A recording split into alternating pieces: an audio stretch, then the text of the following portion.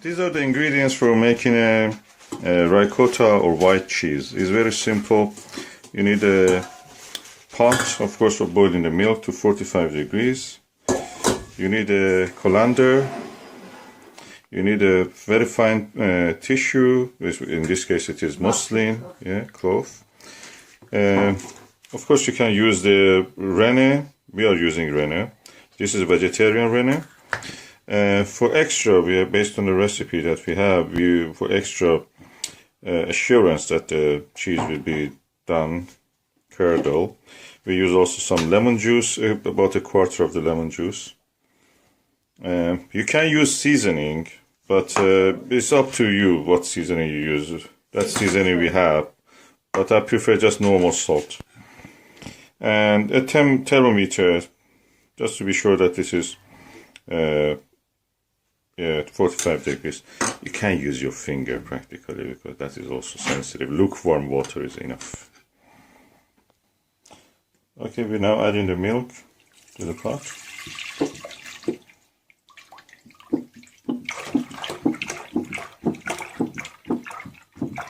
How much is this milk? It should be 6 pints. 6 pints, yeah. That's about 2.5 liters. 3.5 liters, 6 pints. This is a more. Of course, it's a whole milk. If you use any other milk, the amount of the fat that they have is not enough. Okay, 10 drops of the vegetarian in 1 pint of warm milk. So that means 3.5 will be about 35 drops. Or 65 drops. Yeah. Now in the meantime that the milk is being getting ready, we just make the juicing of the lemon. Okay, now it is 45 past, so I've turned this off. And I remove the lid just to let the temperature drop. Okay, this is the lemon juice. We are going to add it now. Now 10 drops for every pint, so 6.5 pints. That is 65 drops. 5, 6, 7, 8, 11, 12, 1, 2, 3, 4, 5. Okay, it's already starting to curdle.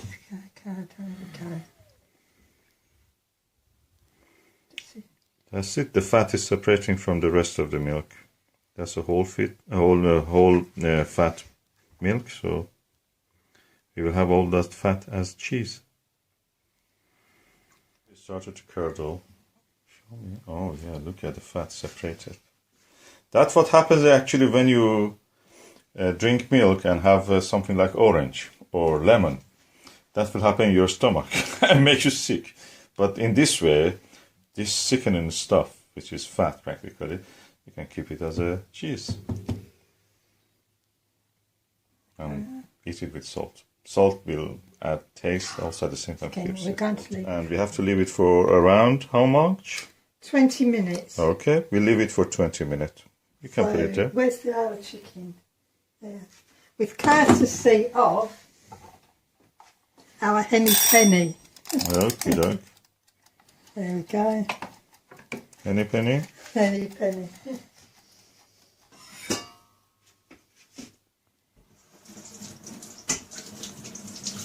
Okay, this is now almost 0.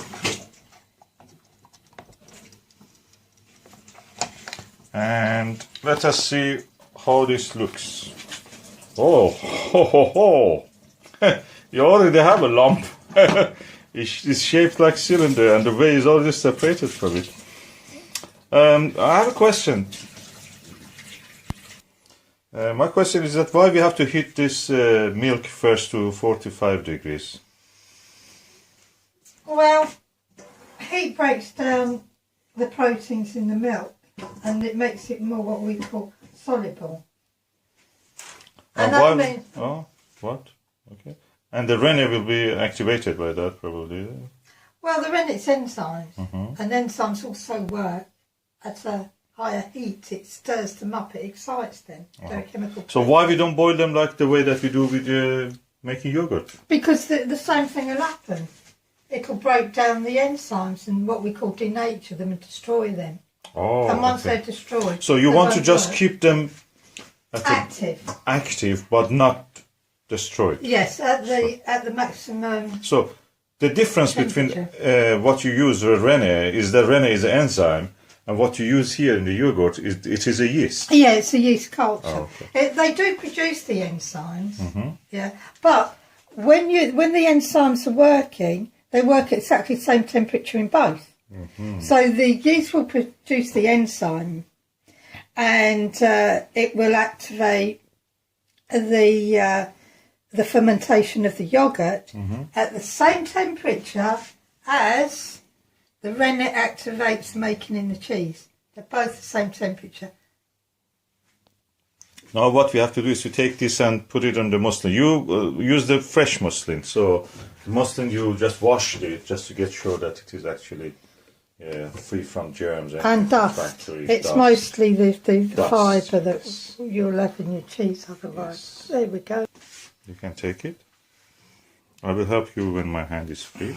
I think we should take some of the way out first. Got a little jug first. You are trying to tip some of the way to the jug first. Yeah. So you can use your ladle.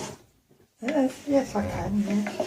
I might take it. And as you notice, I'm every single thing. So you rinse everything. Everything in hot water to reduce any type of bacterial culture.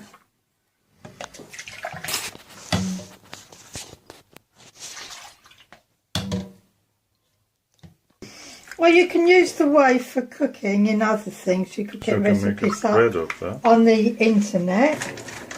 Or, Or we can use it for our blueberries. yeah, That's acid practically. it acidifies soil around certain plants and trees. I've done it with the blueberry. Blueberries love it. We have an alkaline soil, so when we grow our berries, Hertfordshire is mostly chalk, so that's We, alkaline already. we acidify our soil with big whey. They say add sulfur and other thing. That takes ages to do it. Just It's liquid. not worth it. Liquid whey will do that. So it's coming down now, coming down.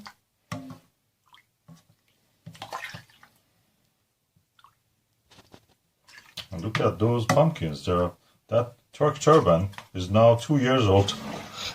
I had it in 2015. It's now 2017.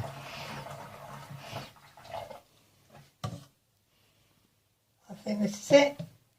Oh, that's the very nice one. How am I going to get this out in one big lump? Here we go, ladies and gentlemen. Hey, yeah. Oh, you didn't see the moment of truth? Okay, yeah. Now I'm going to. That was a gather good this. idea to give it a lot of skirt to the Yeah, you muslin. have to. So Yeah. it will not. I've learned that making yogurt, you give plenty of. You have to give plenty of margin, as we call it. Yeah. And this. Oh, I can smell it. It's very milky. It's like these shops that make dairy. They just Okay. pass beside and the smell is always there. Okay. Now what I'm going to do is try and get, without making a mess. Sort of. There we go. There. So what we're doing now, I'm tying this up and I'm putting pressure on it, yeah, to squeeze the rest of the way out, and then I'll just leave it under its own gravity. Or you can put something on top of it. You huh? can put something on top of it if we've got a little there. Oh, that's There nice. we go. And we'll come back in a few moments and show you. Look at this lot of whey. I can give you the. And because it has already some Rene, which is an enzyme, and some lemon juice, it's practically acidic. It's very acidic, but like I said, you It will not be can. wasted. I will water the plants with that. We don't waste it, but you can use it in other recipes. If Making you sourdough, wish. huh? You can make sourdough bread. That's nice. That's Irish bread. I don't normally cook with whey, but you can reduce it and make a syrup. Or you can even boil it, and I think they mix it then with the flour. I mean, in Persia they do that to make a very acidic little paste, brown paste. The kids put it on the back of their nails and eat it. That's called garagurut. That's I lovely. used to. But this is about as much weighing this would be. This would be more than... Yes, our home, yeah, 2/3 of the... That would be about... More than half of the milk. It'd be about 3.5 pints. And I can say it has more particles yet in it. That'd be about 3.5 pints in there. Yeah. So the whey, one of the qualities of the whey, because it's acidic, it keeps the chrome. There's really stainless steel. Keep it very shiny, actually. They're all shiny. 20 years old. No, they're more than that. Really? Yeah. And they look new, like new. Yeah, they're older than 20. Because we use the for whey. Yeah, I've had them years and years. And we make yogurt a lot. they shine with the whey. Actually, shine because we use yogurt. So that's the way you can get rid of the whey. The cheese actually is the last bit of the whey coming out of it. Can you, Susan, show me the actual amount of the whey we have yet there? Oh, so I'll put it now in the measuring scale, and this is about 600 grams, 1 pound, 1/4 of a pound. That's the amount of the fat that actually we can extract out of that. So now, I will just squeeze it for the last time. Now. I'm squeezing it now for the last time. As you see, a few drops are yet coming. So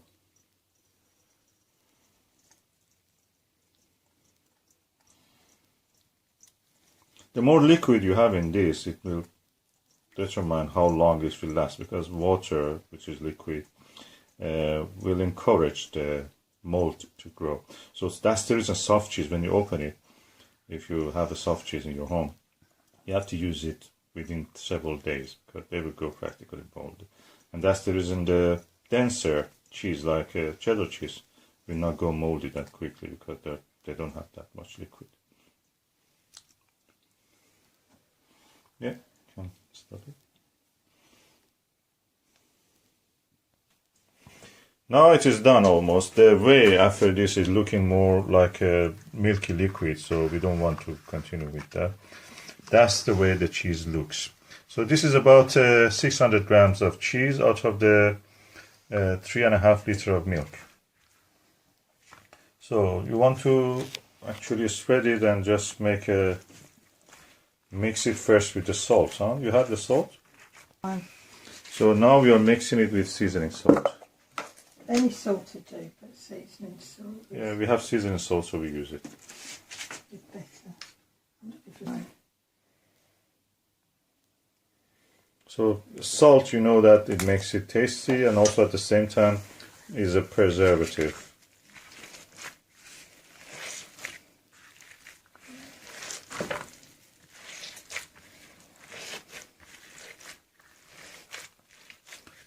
And since we started, it's now 45 minutes, all that. I haven't tasted it, I'll taste it. How it tastes? Give me a little bit of that. Yummy. Very creamy, quite warm. And with the salt, I can say it's really good. Now, we have a series of I'll just put a little bit more salt in. seasoning. We make little lumps of each seasoning cheese, just for the taste, just for test it and see how it is. We don't want to risk all our valuable cheese now. We have spent a long time to do it, 45 minutes, a long time. So we have dill, basil, and garlic. We make a small bits of this. Okay, but now we are making a handful of each. Not handful, it's smaller than the size of a walnut or chestnut. Just for testing to see how they will turn out. With garlic, basil, and dill. So I've already opened, so... I need to wash my hand. Yeah. Okay, a little bit dill to this. A little bit basil to this one. Not too much basil. That's alright, that's alright. I will enjoy that. And a little bit of the garlic powder.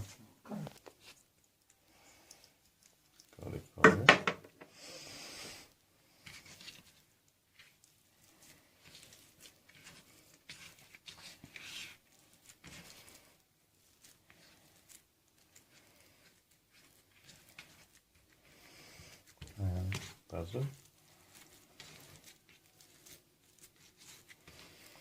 It's better to use dry herbs because they will not add more moisture to that, because if they're wet, like the fresh basil for example, yeah, they are wet, they will end up molding inside from inside. Maybe not a bad idea because it will make it a blue Stilton moldy cheese, but maybe it will not be as good. So we are not risking that. These dry ones will absorb some of the moisture also from the cheese. That makes them better.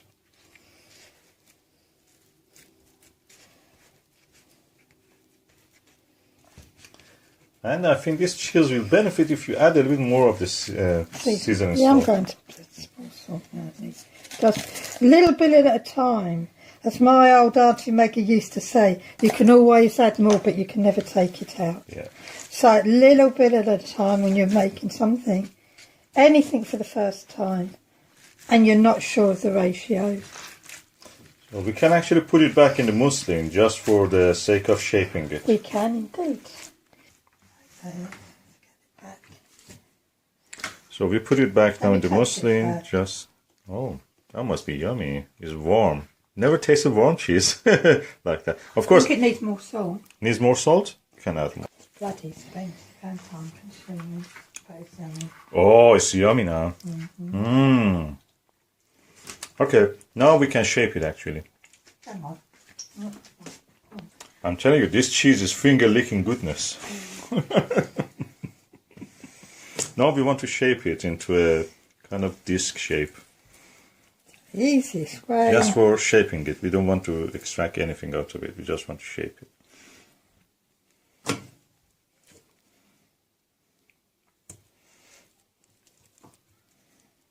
We want just to shape.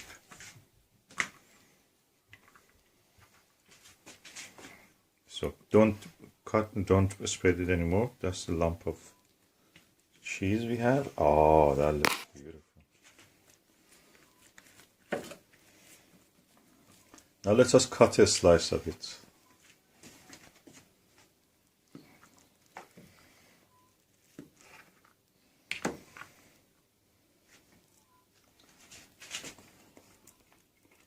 Just a little bit. Now it's the moment of the truth for the basil. This is dill cheese. Oh, lovely! Basil cheese tastes like basil. This garlic one is beautiful. Finger licking goodness. That's the way we made our cheese. The way we made it. Okay, now I'm squeezing this further. As you see, it has yet a lot of way. Squirting out everywhere. It's beginning to come through the muslin now. If you can take it a bit back, it will show the whole thing. But it's coming through the muslin bag now, so I think it won't be doing much more than that. So I will not squeeze it too much because I don't want the fat to come out. No. So I'll just put it again, twist it and leave it there just under the weight of the fat. It will gradually separate the whey from this. To be sure there is a good amount of pressure, I'll put this way and I will add a few weights, which I will show you what it is. You need to... So I just added a few weights here to keep the pressure. This steel one looks more solid. It's not as curdly as it was. Yeah. It's solidifying. It needs to go very cold. So that means this is actually lost moisture, evaporate. Yeah, it'll lose moisture. It'll go cold and it'll solidify. And this one? And look, if I cut this one, because I can feel it hardening. It's like all fats, if it's warm. Oh, okay. See how smooth the... What about that garlic one? That'll be the same. That'll be smooth. Okay, so They're practically smooth. like the fat or wax, like when fat. they're hot, they're softer, and when they're Cold, cooler, they're hardened. They're harder And this, you can see it by the... If you put this don't up... take it too close. a Okay. little, I'm you, zooming it in. yeah. Yeah. You can see how smooth the surface is. Yeah. Now, when we cut the block of cheese, That will look like this. and it's cooled properly, and after 2 or 3 So- hours, it will look like this. Cold fat, looks more solid. It will I've solidify. left the cheese in the fridge. Now it's the time to just see how it is. Oh, look at it.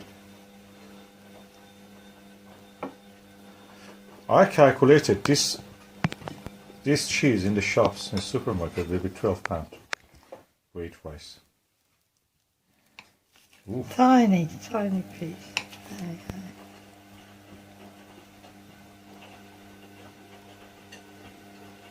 This is the way it looks.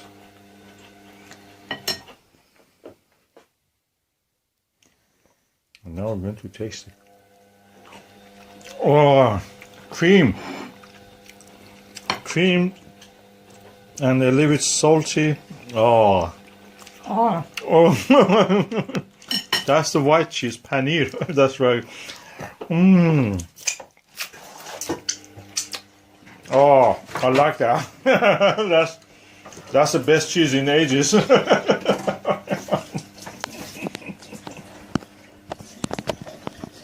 Thank you, Susan, for making this. Brilliant. It's so lovely, this cheese. It's so lovely. Oh, I want to go and eat it. Should I make bread with this? It deserves to be eaten with the fresh bread.